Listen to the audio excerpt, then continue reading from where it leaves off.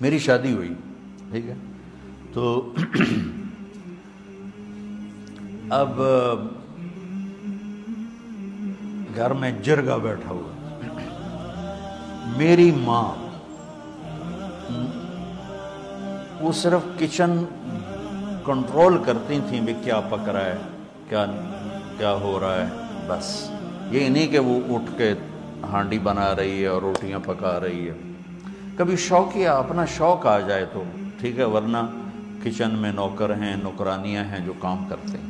میری شادی ہوتی ہے، میری بیوی بھی وہاں اسی گھر میں چلی جاتی ہے، تو اب ساریاں چاچیاں ماسیاں بیٹھی ہوئی، ماں تیری چولہے تے سڑدی پئی ہوندی ہے تے بیگم تیری ٹھک تے منجی تے بیٹھی ہوندی ہے۔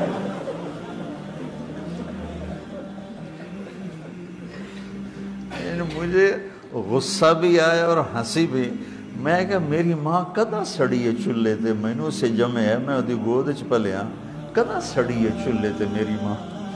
میں کو تو ماسی میرا ہماری نوکرانی تے چکن ماسی میرا، میں کو تو ماسی میرا سڑدی پئی ہوندی ہے، ماں میری تو ایویں خالی اتھے چہل قدمی کر دی ہے۔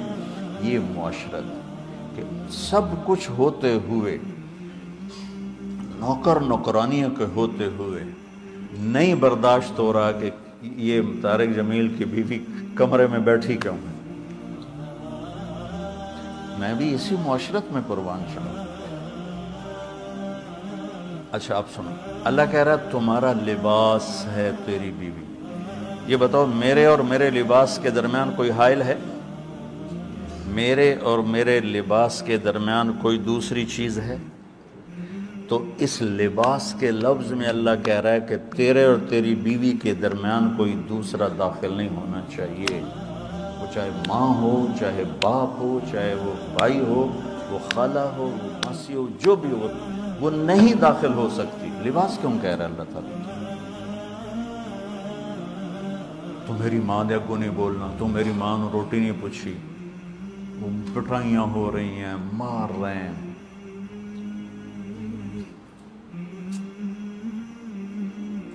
دوسری طرف بھی ہے کہ جانے والی ایسی بدتمیز بد زبان ہوتی ہے اور اس کے والدین اتنے بے وقوف ہوتے ہیں کہ شادی کے بعد بھی لڑکی کو اپنے کنٹرول میں رکھنے والے والدین اپنی بیٹیوں کے گھر برباد کر دیتے ہیں۔ یہ کیسز بھی ہیں۔ شادی کر لی، اب خامد اور اس کو زندگی گزارنے دو، پیچھے سے ماں اس کے کان مروڑتی رہتی ہے تو اپنی بیٹی کا گھر خود ہی برباد کر دیتی ہے۔